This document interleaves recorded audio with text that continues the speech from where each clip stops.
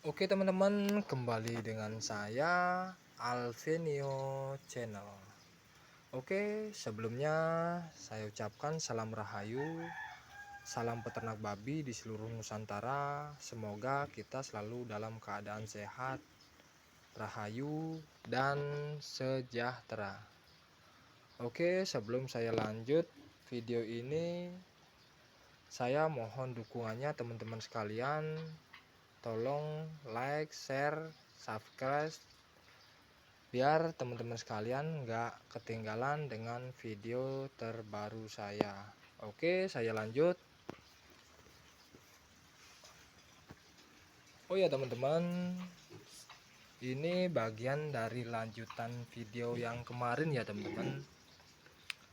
Mungkin teman-teman sekalian ada yang belum paham gitu kan.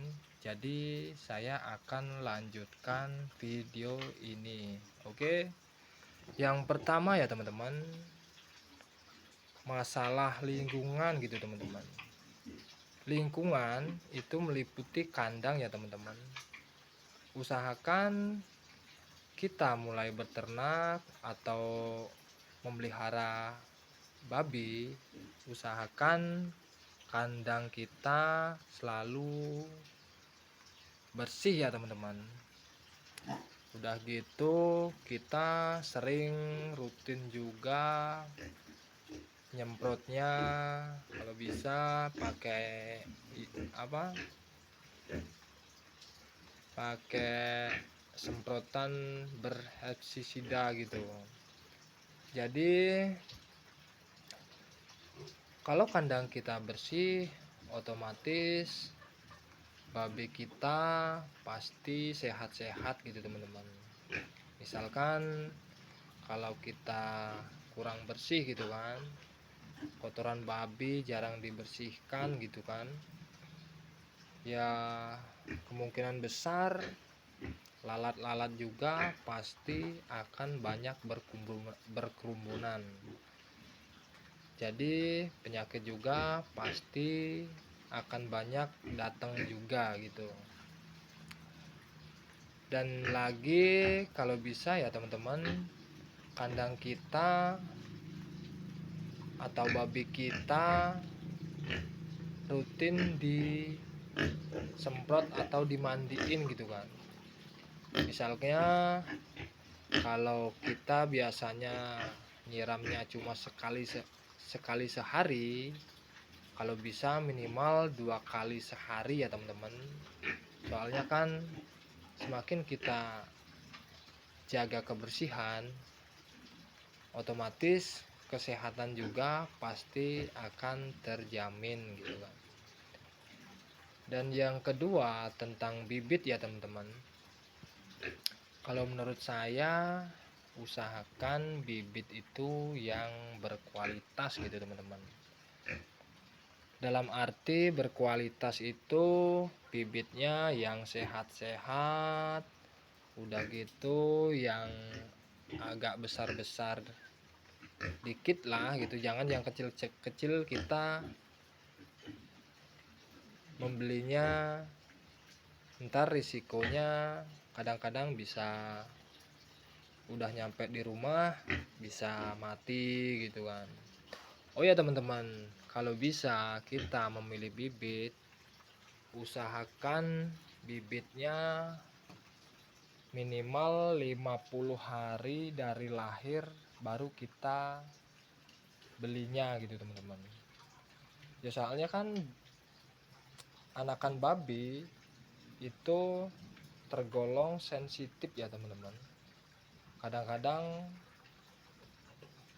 kan kalau umur masih muda atau belum cukup umur itu dipisahin rentan dengan yang namanya diare atau mencret gitu teman-teman.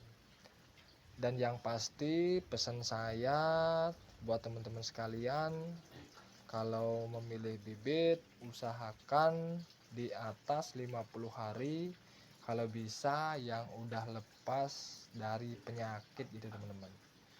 Oke, dan yang ketiga dari sistem pakan ya teman-teman. menurut saya ya teman-teman, pakan itu sangat membantu sekali ya, atau mendukung sekali gitu. Usahakan kita memilih pakan yang berkualitas juga gitu. Kenapa begitu kan?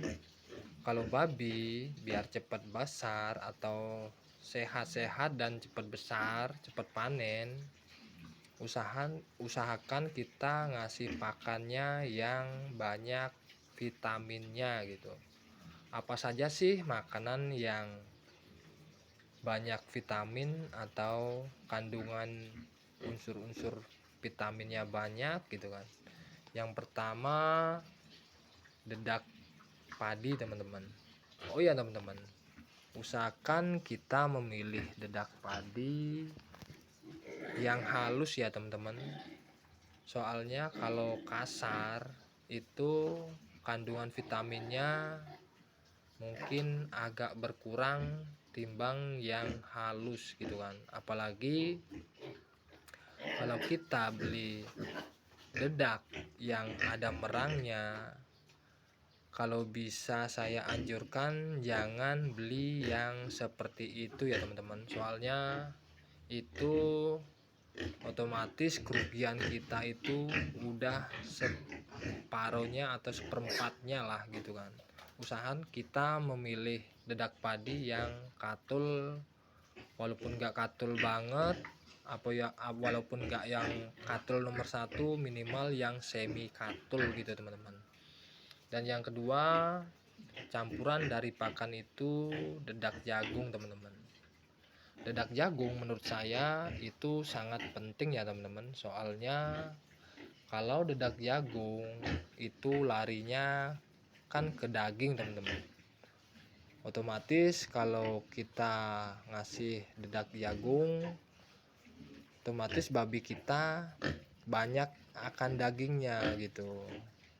Dan dedak jagung juga bikin babi kita bobot gitu teman-teman. Walaupun kelihatan babi kita agak kecil, tapi dia bobotnya itu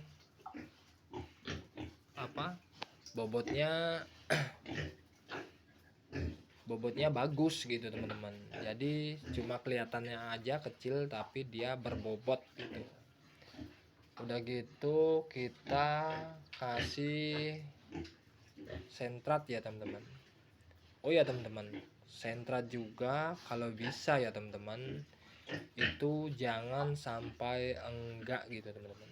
Soalnya sentrat itu kan kandungannya lengkap ya teman-teman.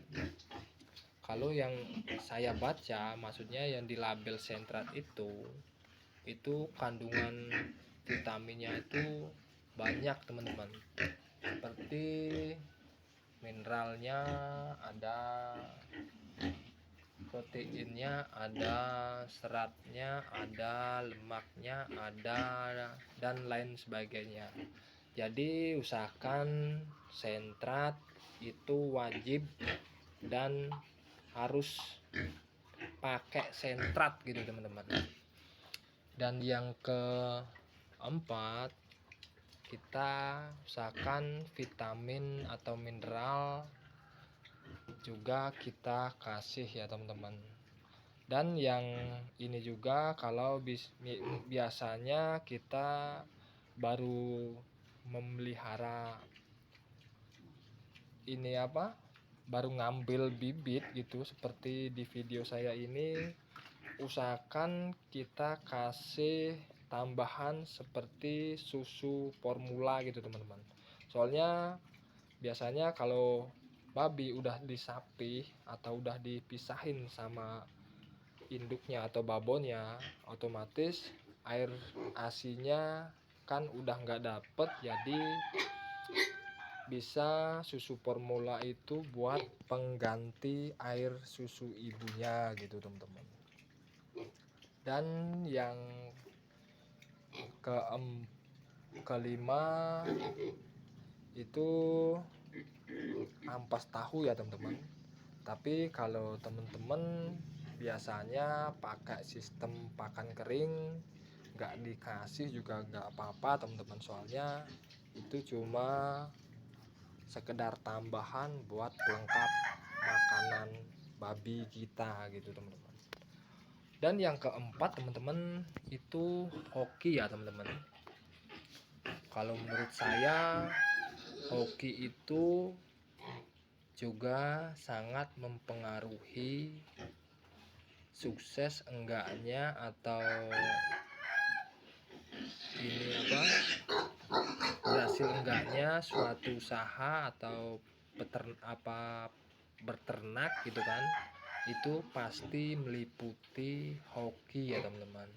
Misalkan kita udah menerapkan sistem